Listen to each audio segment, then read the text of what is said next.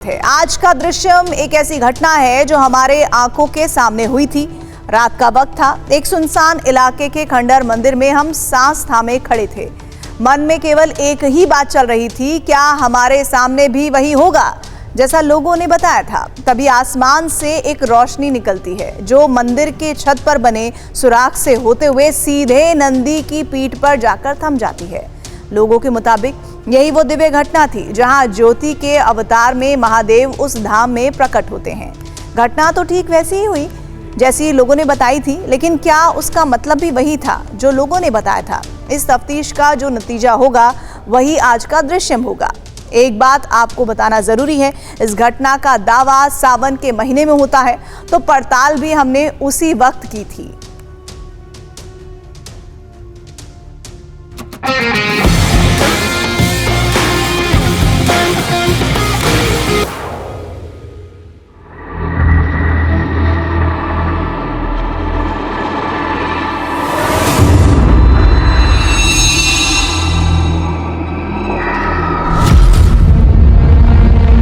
ये मंदिर की टूटी छत नहीं, एक दहलीज थी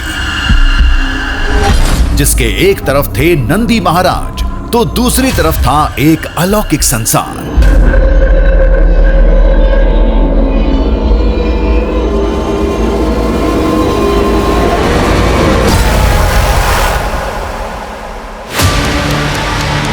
इस खुली छत को ध्यान से देखिए, ऊपर क्या दिख रहा है?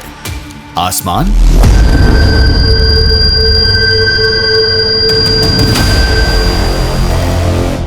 लेकिन दावे के मुताबिक मंदिर की छत और आसमान के बीच एक अदृश्य शिवलोक है जहां से एक दिव्य ज्योति निकलती है जो छत की इस दहलीज को पार करके सीधे नंदी की पीठ पर रुकती है।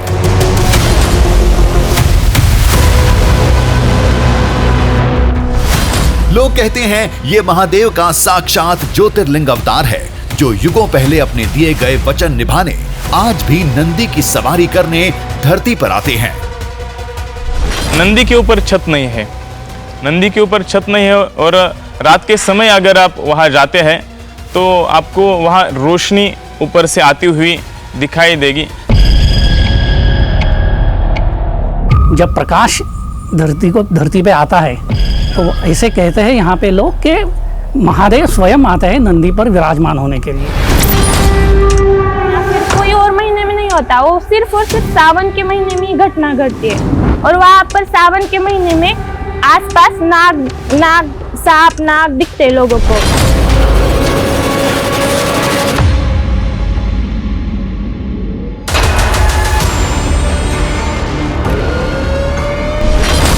हमने कैमरे का जाल बिछाया, चप्पे चप्पे पर पहरा बैठाया, पूरी रात मंदिर की छत और नंदी को निहारते रहे।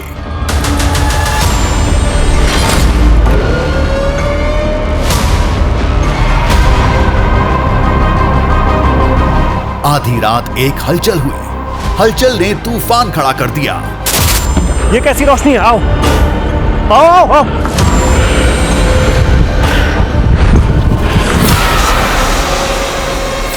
उस तूफान में एक दृश्य दिखा जो यकीन से परे था, लेकिन वही दृश्य इस कहानी का दृश्यम था। लाइट दिख रही है और उस लाइट का कोई सोर्स नहीं मिल रहा है।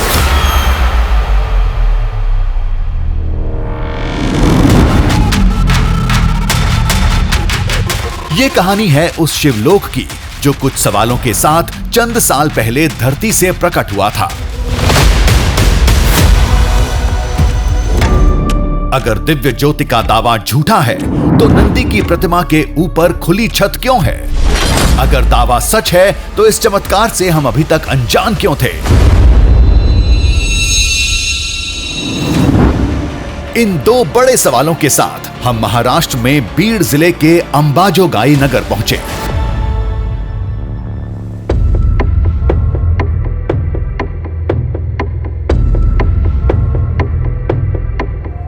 महादेव के उस अलौकिक धाम का रास्ता इसी घाटी से होकर जाता था।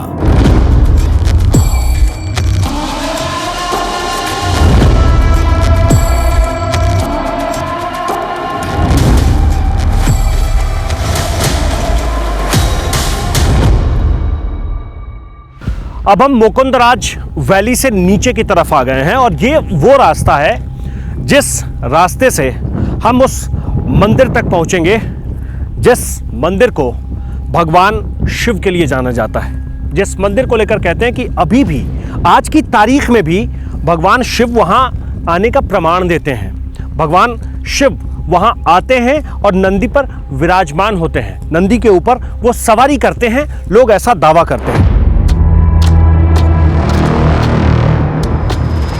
कहते हैं उस धाम में भगवान शिव ज्योति के रूप में प्रकट होते हैं, फिर उनकी गिनती ज्योतिर्लिंगों में क्यों नहीं होती?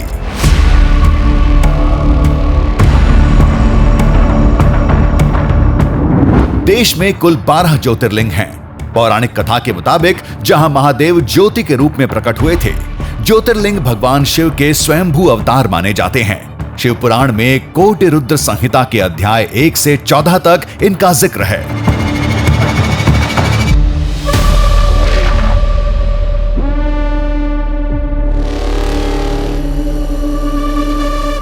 लेकिन उस धाम को तो कोई नहीं जानता। स्थानीय लोग उसे 12 खंबी महादेव मंदिर कहते हैं, लेकिन बाहर की दुनिया उस धाम से एकदम अनजान है। यहाँ आसपास के गांव में उस चमत्कारी मंदिर की बहुत चर्चा है।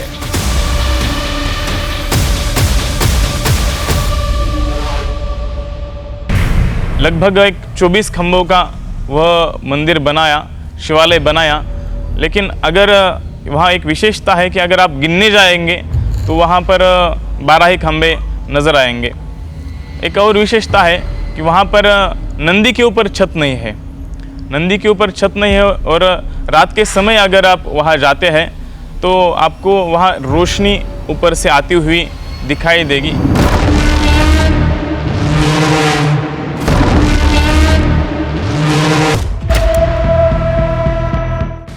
यहाँ मंदिर में जहाँ पे नंदी बैठे हैं उसके ऊपर छत नहीं है, और ऐसे कहा जाता है रात के समय जब प्रकाश धरती पे आता है तो ऐसे कहते हैं यहाँ पे लोग कि महादेव स्वयं आते हैं नंदी पर विराजमान होने के लिए। ओम नमः शिवाय, ओम नमः शिवाय। यहाँ पर भगवान महादेव आते हैं, इधर शंकर आते हैं, उनका उजल बोले तो चिराग वो उजाला होता है। यहाँ पर भगवान आके चले जाते हैं। यहाँ पर इधर लाइट नहीं, ज़्यादा अंधेरा है, लेकिन भगवान का प्रकाश इधर पर गिरता है।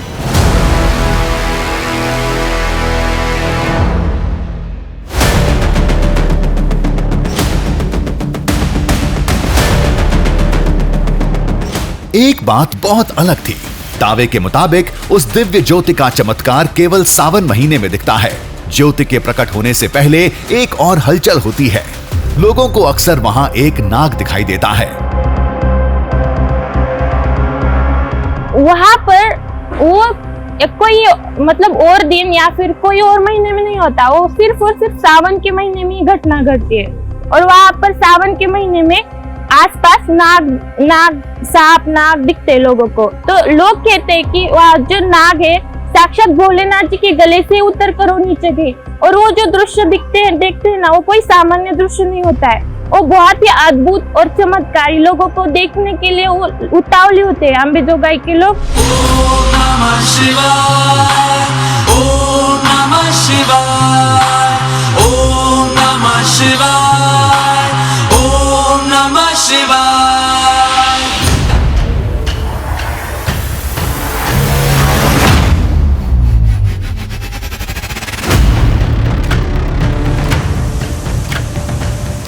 घाटी का सफर खत्म हो चुका था। बाहर निकलने के लिए बड़ी कवायद करनी पड़ी।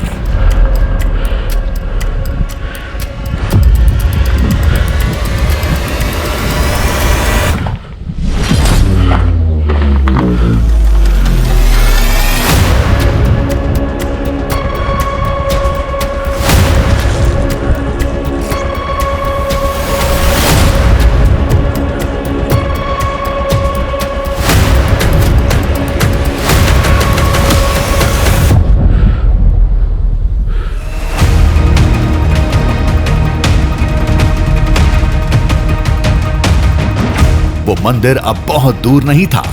जंगल और मैदान पार करके कुछ ही देर में हम वहां होंगे।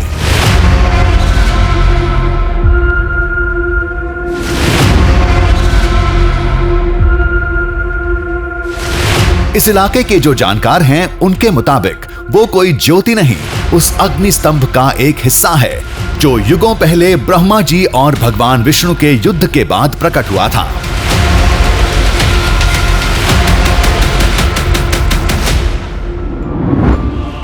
शिव पुराण के मुताबिक सर्वश्रेष्ठता की होड़ में एक बार ब्रह्मा जी और विष्णु जी में युद्ध छिड़ गया।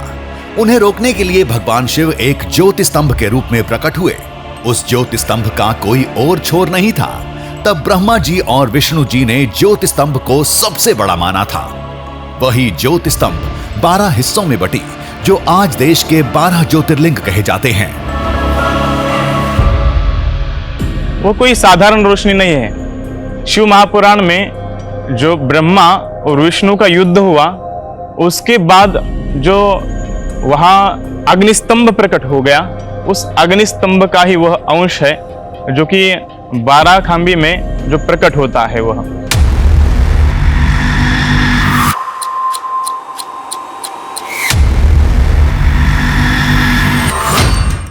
जंगल से बाहर निकले तो हमें ये जगह मिली, बहुत ही अनोखी, इतिहास के साथ पौराणिक कहानियों को खुद में समेटे।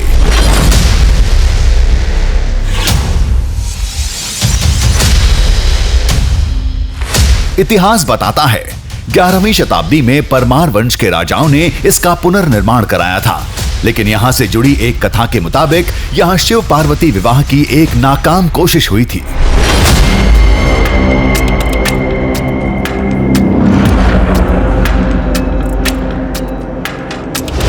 यहां मां पार्वती को माता योगेश्वरी और महादेव को बाबा बैजनाथ कहा जाता है।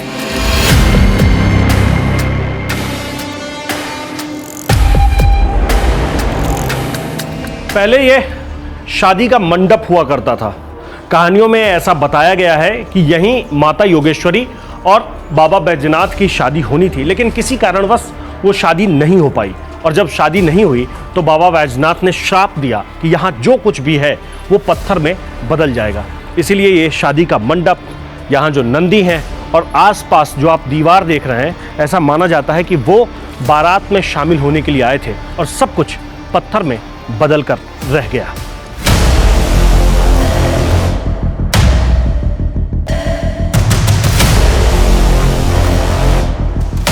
विशेषज्ञों ने जांच पड़ताल के बाद बताया, इस जगह को अजंता एलोरा की तर्ज पर गढ़ा गया है।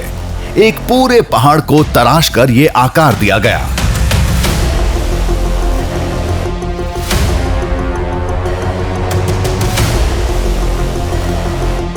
लेकिन अभी भी गुफा का जो मुख्य द्वार है उसे बंद नहीं किया गया है। हालांकि लोगों को जाने की अब इजाजत नहीं है, लोग उसमें जा नहीं सकते हैं क्योंकि बहुत ज्यादा अंधेरा है। किसी को उसके बारे में सही ये भी मालूम नहीं है कि गुफा का दूसरा रास्ता कहां है। लेकिन कुछ कहानियों में, कुछ किस्सों में ऐसा बताया जाता है कि भगवान शिव यहां से परली के लिए इसी गुफा के रास्ते गए थे।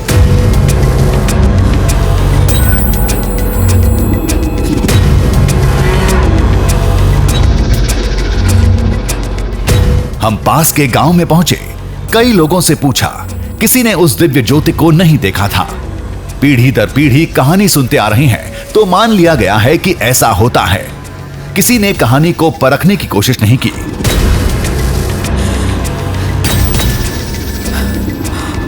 क्योंकि ऐसा करना आस्था के साथ खिलवाड़ माना जाता था, लेकिन सच्चाई जानने की दिली ख्वाहिश सबकी थी। यहाँ पे जैसे अभी पता चला है, जैसे अगर गांव वाले जैसे बात करते हैं कि रात को यहाँ कोई दिव्य रोशनी आती है, लेकिन ऐसा अनुमान कभी किसी ने लगाया नहीं है। लेकिन ऐसा बहुत से जो यहाँ के बुज़ुर्ग लोग हैं वो सारे कहते हैं कि यहाँ पे बुज़ुर्ग से सुना है कि बाबा यहाँ पे आप जैसे रात को जाएंगे कभी तो आपको रोशनी दिखेगी।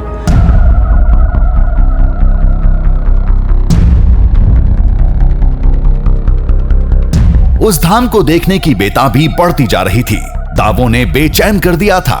क्या वाकई वहां रात में आसमान से कोई ज्योति प्रकट होती है? कुछ देर में हम उस चमत्कारी मंदिर के सामने थे।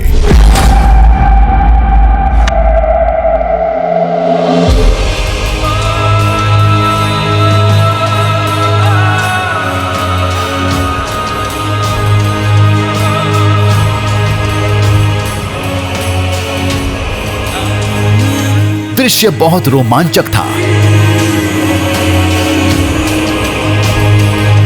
चारों तरफ पौराणिक अवशेष बिखरे पड़े थे।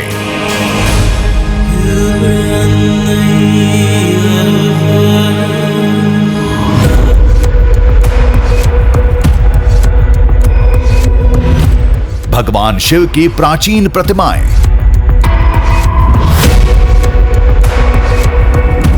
टूटे हुए शिवलिंग,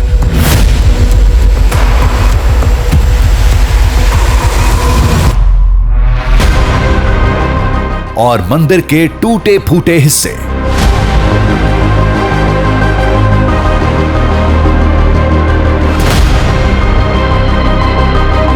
इन सब के बीच खड़ा था महादेव का वो पौराणिक धाम, पूरी तरह साबुत, कोई टूट फूट नहीं, कहीं कोई दाग नहीं।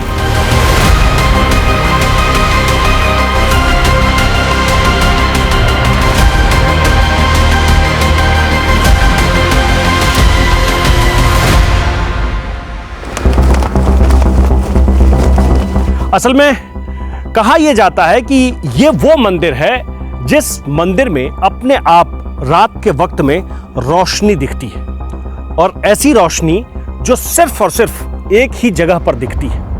कभी कभी ऐसा भी होता है कि मंदिर के आसपास भी वो रोशनी दिख जाती है, लेकिन ज्यादातर वक्त ऐसा होता है कि मंदिर के उस हिस्से में, जिस हिस्से में छत नहीं है, वहीं से वो रोशनी निकलकर नीचे की तरफ आती है जहां नंदी स्थापित है।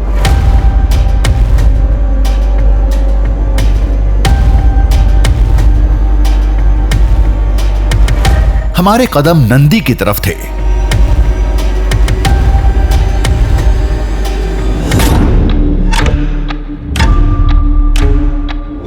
प्रतिमा मंदिर परिसर के ठीक बीच में थी और प्रतिमा के ठीक ऊपर छत खुली थी।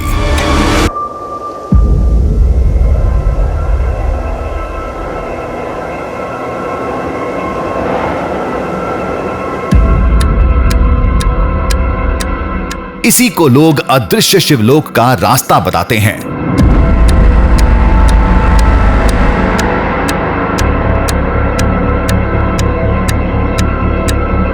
कहते हैं आसमान से एक प्रकाश फूटता है, ज्योति जैसी, जो हवा में तैरते हुए इस खुले छत के रास्ते से अंदर आती है और नंदी की पीठ पर रुक जाती है।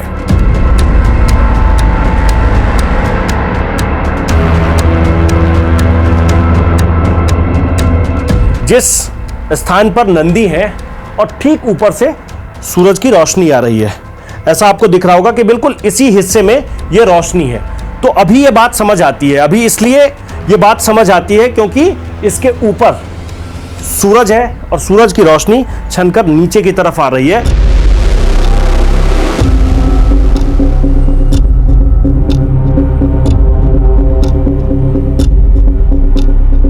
ऐसा सिर्फ दिन में ही नहीं होता, ऐसा रात के वक्त में भी होता है, और रात के वक्त में बिल्कुल वैसा ही होता है जैसा दिन में होता है। मतलब दिन में तो सूरज की रोशनी है, फिर सवाल यह है कि रात के वक्त में ऐसा कैसे होता है। रात के वक्त में ऐसा देखा जाता है कि ऊपर से रोशनी आती है और वो रोशनी सिर्फ इसी हिस्से में दिखाई पड़ती है। अब ये बात अपने आप में बहुत हैरान करने वाली है।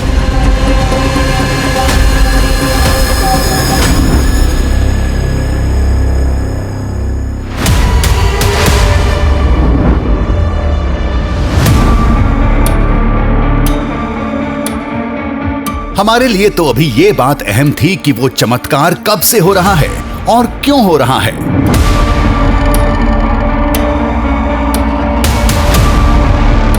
कब से का तो पता नहीं, क्यों हो रहा है इसकी कहानी गांव वालों ने सुनाई थी।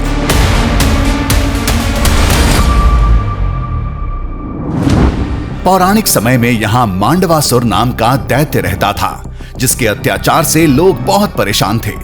सभी ने ऋषि मुनियों से मदद मांगी, तो ऋषियों ने महायज्ञ करके महादेव का आह्वान किया। यज्ञ कई साल तक चलता रहा। फिर एक दिन महादेव प्रकट हुए और तब भगवान शिव ने कहा कि एक स्थल बनाया जाए जिस स्थान पर शिव की पूजा अर्चना हो, और उसके बाद जो मांडवासुर राक्षस है उसका वध हो जाएगा।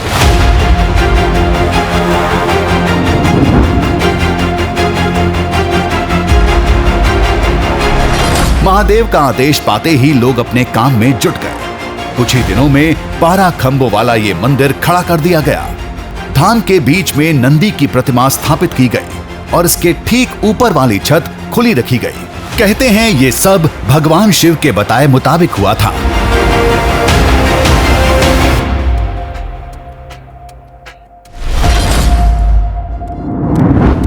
फिर एक दिन आसमान में एक टिमटिमाती ज्योति प्रकट हुई जो मंदिर के खुले छत से अंदर आई और नंदी पर आकर रुक गई। तभी नंदी पर सवार महादेव प्रकट हुए।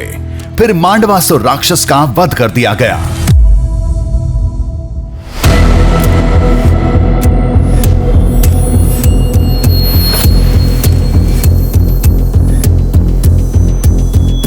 पहली बार रोशनी गिरी थी तब से लेकर आज तक निरंतर वो रोशनी इस मंदिर के आसपास देखी जाती है, और खासकर सबसे बीच वाले हिस्से में। और लोग कहते हैं कि वो भगवान शिव इस स्थान पर आते हैं, इस स्थान पर आकर वो रुकते हैं। वो रोशनी इसी बात का प्रमाण है।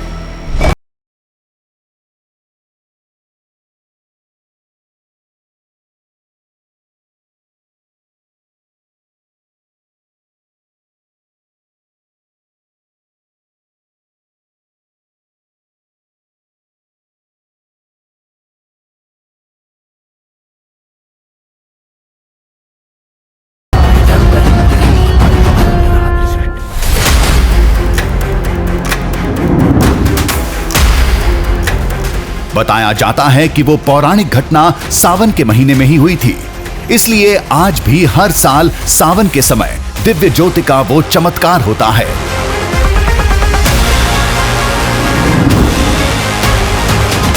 जो कथा पर विश्वास नहीं करते वो सवाल खड़े करते हैं। पौराणिक काल में तो सावन का महीना ही नहीं होता था, लेकिन ऐसा नहीं है।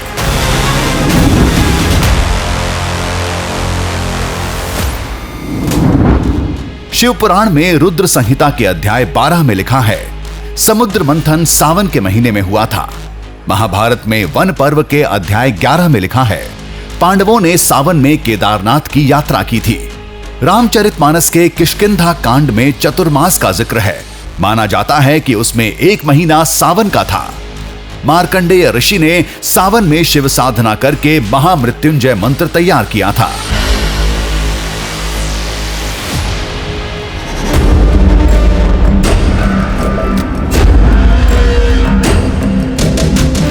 इस दावे का यही सबसे मजबूत पक्ष था, जिसके मुताबिक भगवान शिव सावन के समय ही ज्योति के रूप में यहां प्रकट हुए थे। मांडवासुर राक्षस का वध किया था। हर सावन में वो चमत्कार होता है, इस बार भी होगा। वो ज्योति जरूर दिखेगी। पहली बार जब रोशनी पड़ी थी तब सावन का महीना था, और तब से लेकर आज तक हर साल सावन के महीने में ऐसा जरूर होता है। लोग कहते हैं कि मंदिर के ठीक बीच वाले हिस्से में, जिस हिस्से में नंदी विराजमान है, वहीं वो रोशनी आती है, और ठीक उसी स्थान पर वो रोशनी कुछ देर के लिए दिखाई पड़ती है। और दावा तो ये भी किया जाता है कि जिस दिन रोशनी दिखाई पड़ती है उसी दिन इस मंदिर परिसर में आपको कहीं ना कहीं एक बड़ा सांप जरूर नजर आएगा।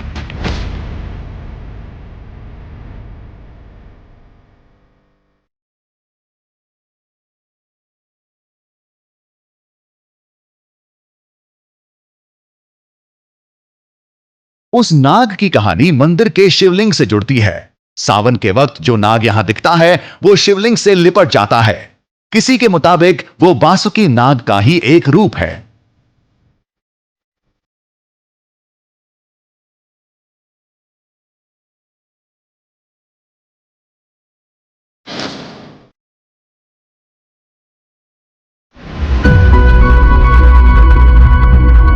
का दावा ऐसा है कि वो दिन के वक्त में, रात के वक्त में, दोपहर में, सुबह, शाम कभी भी दिख सकता है। और ऐसा पहली बार किसी ने तब देखा जब इस मंदिर का निर्माण हुआ था। दावा किया जाता है कि तब से लेकर आज तक ऐसा कोई भी सावन का महीना नहीं बीता है जिस महीने में सांप को इस शिवलिंग के आसपास या फिर इस मंदिर परिसर में ना देखा गया हो।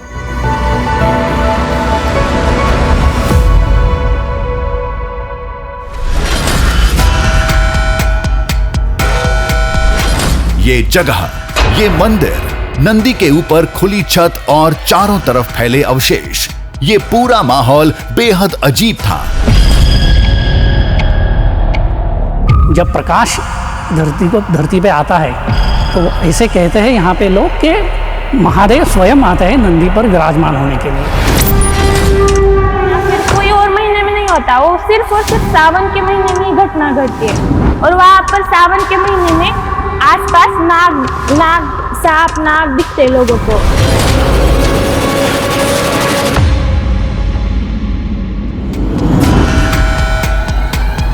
आखिर यहाँ ऐसा क्या होता है जिसे लोग दिव्य ज्योति का नाम देते हैं? वो कौन सा नाग है जो केवल सावन में दिखता है? कहीं ये सब कोई भ्रम तो नहीं था? अब एक ही रास्ता था।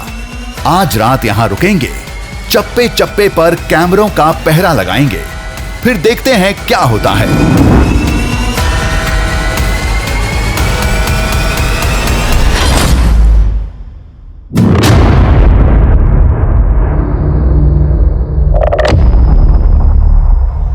हमारे पास कुल 3 कैमरा है। एक कैमरा हम इस मंदिर के ऊपर लगाएंगे, ये देखने के लिए कि लोगों का कहना है कि जिस हिस्से में छत नहीं है वहीं से रोशनी आती है, और कैमरा हम वहीं लगाएंगे ताकि हमें यह पता चल सके कि अगर कहीं से भी रोशनी आती है तो उस कैमरे में कैद हो जाए।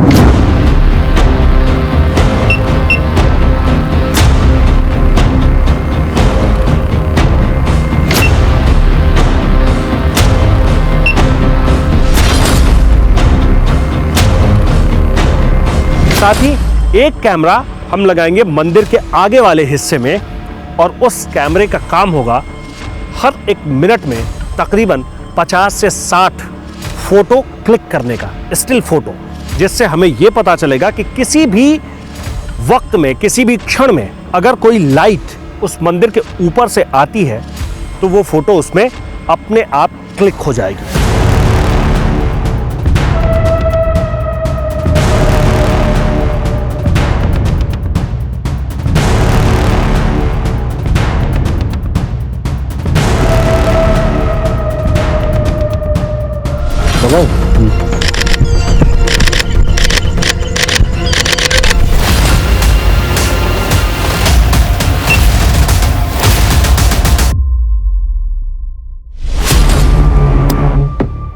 अब हम पूरी तरह से तैयार थे। आज रात जो भी इस मंदिर में होगा सब कुछ कैमरे में कैद होगा।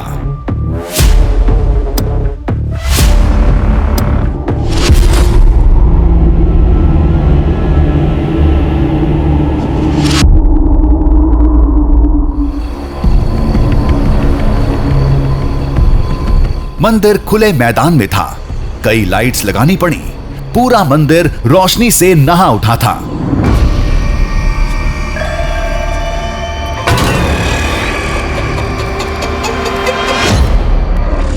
लेकिन नंदी के पास हमने बहुत हल्की रोशनी रखी ताकि कोई ज्योति का प्रकाश हो तो साफ साफ दिखे।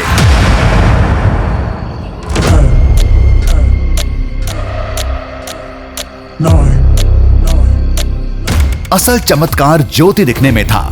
नाग का दिखना कोई बड़ी बात नहीं। चारों तरफ मैदान था, बड़े बड़े पत्थर थे, पूरी जगह सांपों के अनुकूल थी।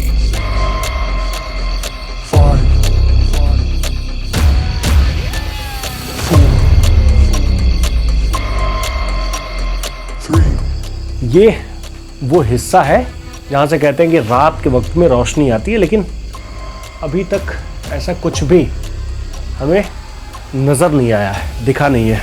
और हमने इसके लिए बाकायदा पूरी तैयारी की है। हम बिल्कुल चौकन्ना है। एक कैमरा हमने बाहर लगाया है, एक कैमरा हमने ऊपर लगाया है।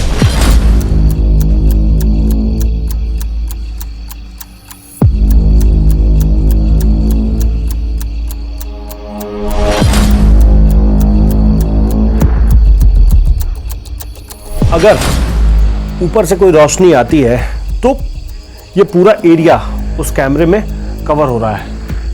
हालांकि अभी तक ऐसा कुछ दिखा नहीं है।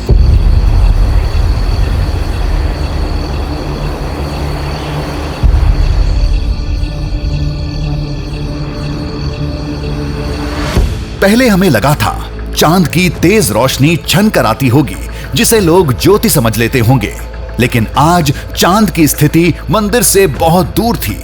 देखते हैं क्या होता है।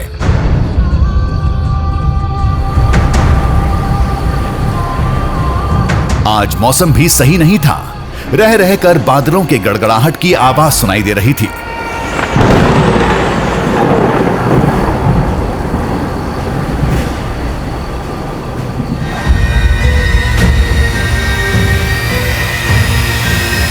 हमारी निगाह हर तरफ थी, कोई कोना हमने नहीं छोड़ा था।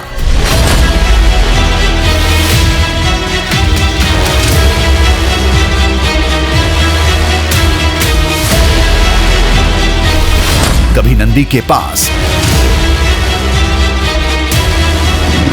कभी खुली छत के नीचे,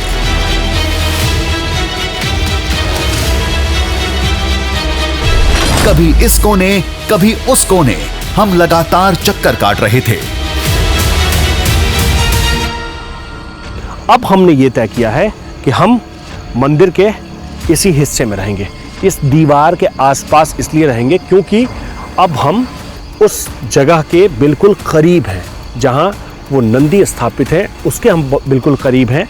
हम इन फ्रंट नहीं हैं, हम अभी मंदिर के ठीक सामने तो नहीं हैं, लेकिन हम अभी जिस जगह पर खड़े हैं वहां से उस जगह को देखना बहुत आसान है, जिसे लेकर ये कहा जाता है कि वहीं वो खास रोशनी आती है।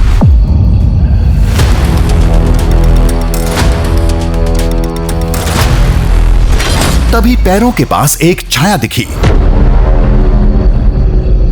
ये तो कोई नाग था। हमने पीछे देखा, कुछ नहीं था। सामने देखा तो वो छाया भी गायब थी।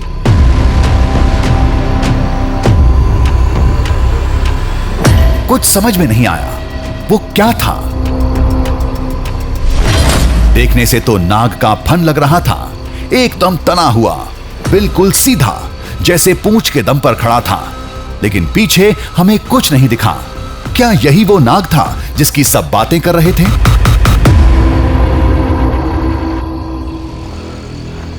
अचानक ही एक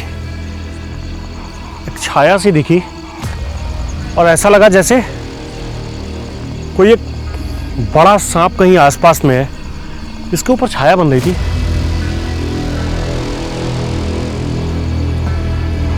ये तो समझ से बाहर है। इस तरफ से संभल कर रहना, मुझे डर भी लग रहा है अब।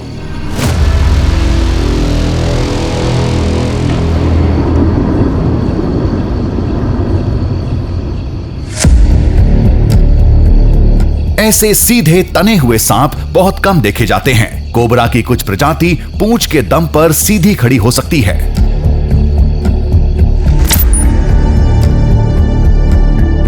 कुछ समय पहले यह तस्वीर सोशल मीडिया में वायरल थी, जिसमें एक कोबरा पूंछ के दम पर सीधा दिखाई दिया था। यह भी कुछ ऐसा ही दिख रहा था।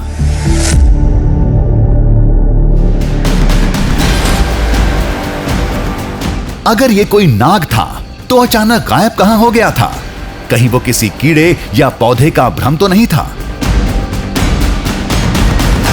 तभी गांव वालों की बात ध्यान आई। लोगों ने कहा था, जब नाग दिखा तो समझो आज वो ज्योति जरूर दिखेगी। बिना एक पल गंवाए हम नंदी की तरफ दौड़े। आओ, आओ, आओ।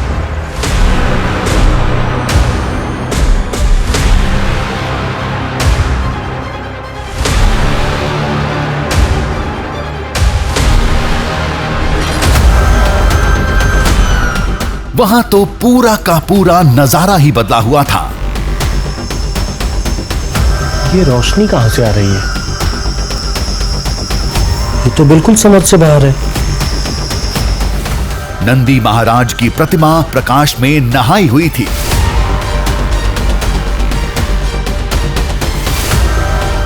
ऐसा लग रहा था जैसे किसी ने ऊपर से टॉर्च जलाई हो।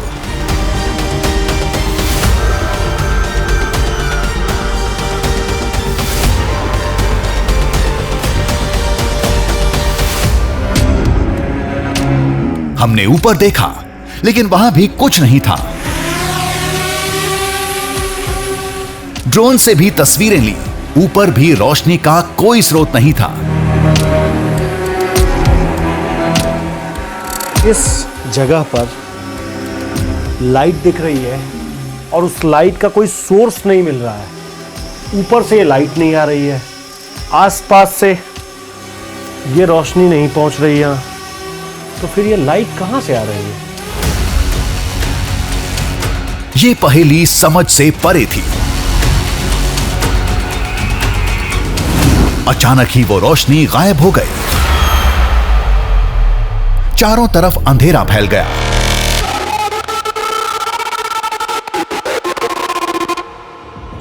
अभी कुछ देर पहले जब मंदिर के ठीक सामने खड़े थे तो ऐसा लगा जैसे अचानक ही कोई रोशनी दिखाई दे रही है नंदी के ठीक ऊपर। भागकर तेजी से हम वहाँ पहुँचे और ये भी सच है कि रोशनी थी तो, लेकिन उसका सोर्स नहीं पता चल पा रहा था। ये नहीं जान पाए हम कि आखिर वो रोशनी किस तरफ से आ रही थी, कहाँ से आ रही थी।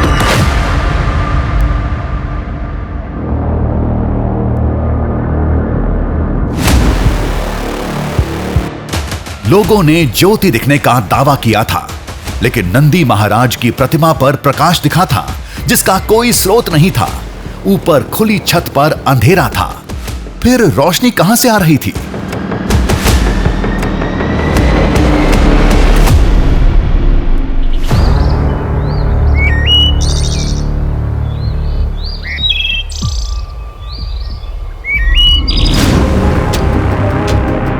सुबह का वक्त है और मंदिर की छत के ऊपर जो कैमरा हमने लगाया था वो कैमरा अब मेरे हाथ में है।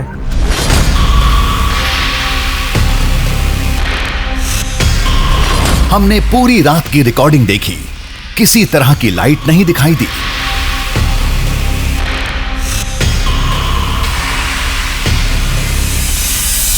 इस कैमरे में ऐसा कुछ भी नहीं है। एक बार और इसे गौर से देखते हैं कि कुछ दिखाई देता है या नहीं, लेकिन इसमें कुछ भी ऐसा दिखाई नहीं दे रहा है। हमने कई बार देखा, कुछ रहता तो दिख जाता। फुटेज में अंधेरे के सिवाय कुछ नहीं था।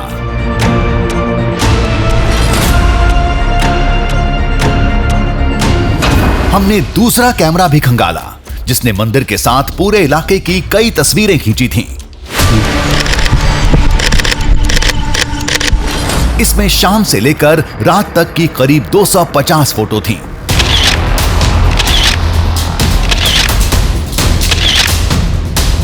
हम सभी एक एक करके देख रहे थे। तभी रात की कुछ तस्वीरों में कुछ दिखा।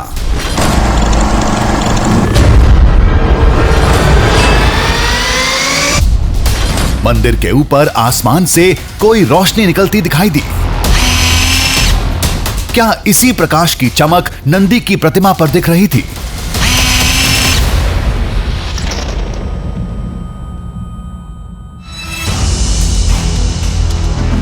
अगर ऐसा है तो ये हमें क्यों नहीं दिखाई दिया था? हमने तो कई बार छत के खुले हिस्से से आसमान में देखने की कोशिश की थी। नंदी के ऊपर छत नहीं है, नंदी के ऊपर छत नहीं है और रात के समय अगर आप वहाँ जाते हैं तो आपको वहाँ रोशनी ऊपर से आती हुई दिखाई देगी।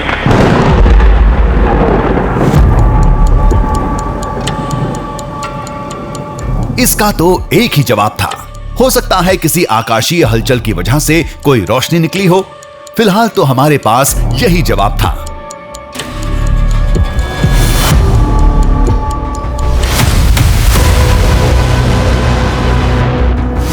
इस बात में कोई शक नहीं था कि ये जगह अद्भुत थी। शिवालय का खंडहर वाकई पौराणिक समय का लग रहा था।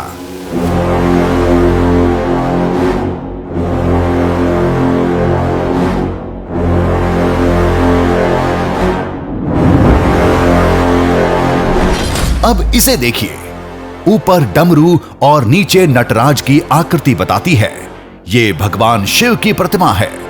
ऐसी अद्भुत प्रतिमा हमने आज तक नहीं देखी थी। ऐसे ही दृश्य इस कहानी के दृश्यम थे।